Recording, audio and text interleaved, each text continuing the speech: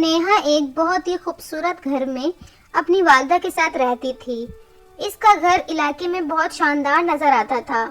اس گھر کی رونق کے بہت چرچے تھے۔ نیہا کی ماں بہت سلیقہ مند اور سگھڑ عورت تھی۔ وہ نیہا کو ہمیشہ اچھی اچھی باتیں بتاتی اور سمجھاتی تھی۔ نیہا بچپن ہی سے بہت ذہین تھی۔ وہ ہر کام جھٹپٹ کر لیتی تھی۔ نیہا پڑھائی میں بہت ہونہار طالب علم تھی۔ وہ پڑھائی دل لگا کر کرتی تھی اور ہمیشہ بہت شاندار نمبروں سے کلاس میں اول آتی تھی۔ پڑھائی کے ساتھ ساتھ نیہا کو سلائی کڑھائی کا بھی بے حد شوق تھا۔ وہ جو بھی کام کرتی دل لگا کر کرتی۔ وہ ہر طرح کے حسین کپڑے سیتی تھی۔ اسے فیشن ڈیزائننگ کا بھی بہت شوق تھا۔ اس کی سلائی دور دور تک مشہور تھی۔ دور دراز شہروں سے عورتیں نیہا سے کپڑے سلوانے کے لیے آتی تھیں۔ وہ خوشی خوشی ان کے کپڑوں کو بناتی اور نہایت شاندار تیار کر دیتی۔ سلائی کے ساتھ ساتھ نیہا کی ماں اسے کھانا بنانا بھی سکھا رہی تھی۔ وہ مزے مزے کے کھانے بنانے لگی تھی۔ اس کی ماں چاہتی تھی کہ وہ اسے ہر ہنر سکھا دے جس کی زندگی میں ضرورت ہوتی ہے۔ وہ کھانا بنانے میں بہت ماہر ہو گئی تھی کیونکہ وہ ہر کام نہایت محنت، لگن اور دلچسپی سے کرتی تھی۔ ایک دن اس کی ماں نے اسے پلاؤ بنانے کے لیے کہا اور اتنے میں نیہا کی ماں کی آنکھ لگ گئی۔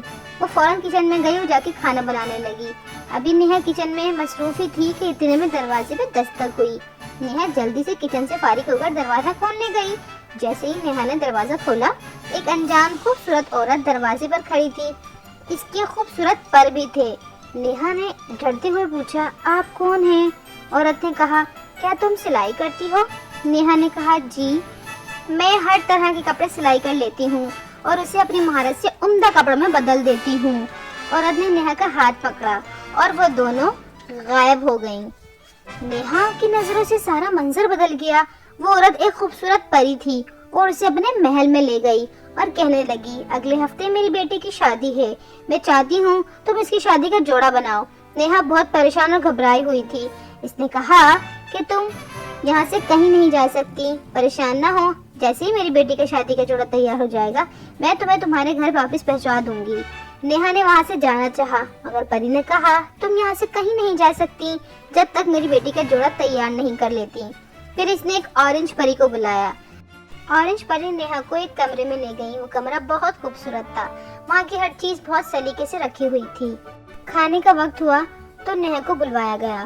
نیہا جب کھانے والے روم میں گئی تو وہاں بہت خوبصورت ٹیبل سجی ہوئی تھی۔ وہاں ہر طرح کے خوبصورت کھانے تھے جو نیہا نے آج سے پہلے کبھی نہیں کھائے تھے۔ پری نے اسے کہا، تم یہاں پہ کچھ بھی جو سوچ کے کھاؤ گی اس کا ذائقہ تمہارے منہ میں آ جائے گا۔ نیہا نے ایک خوبصورت پھل اٹھایا اور اسے پلاؤ سوچ کر کھایا تو وہ خوبصورت پھل اس کے منہ میں پلاؤ کی طرح بن گیا۔ نیہا بہت حیران تھی اور بہت خوش بھی تھی۔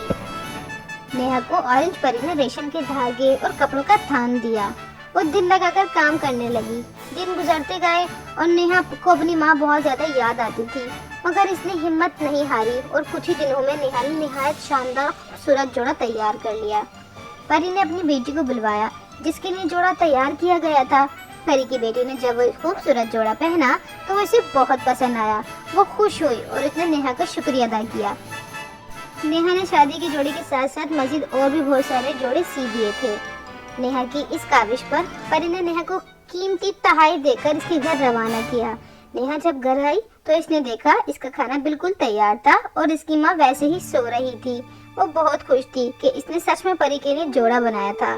وہ خوشی خوشی اپنی ماں کو اٹھانے کے لیے چلی گئی۔ تو پیارے بچوں، جس طرح نیہا ایک بہت خوبصورت اور اچھی اور عقلمند بچی تھی، اسی طرح کی مزے مزے کہانیاں سننے کے لیے ویڈیو کو لائک کریں، چینل کو سبسکرائب کریں اور زیادہ سے زیادہ اپنے دوستوں میں شیئر بھی کریں۔ اگلی کہانی کا انتظار کریں۔ اپنا بہت خیال رکھیں۔ جب تک کے لیے اللہ حافظ۔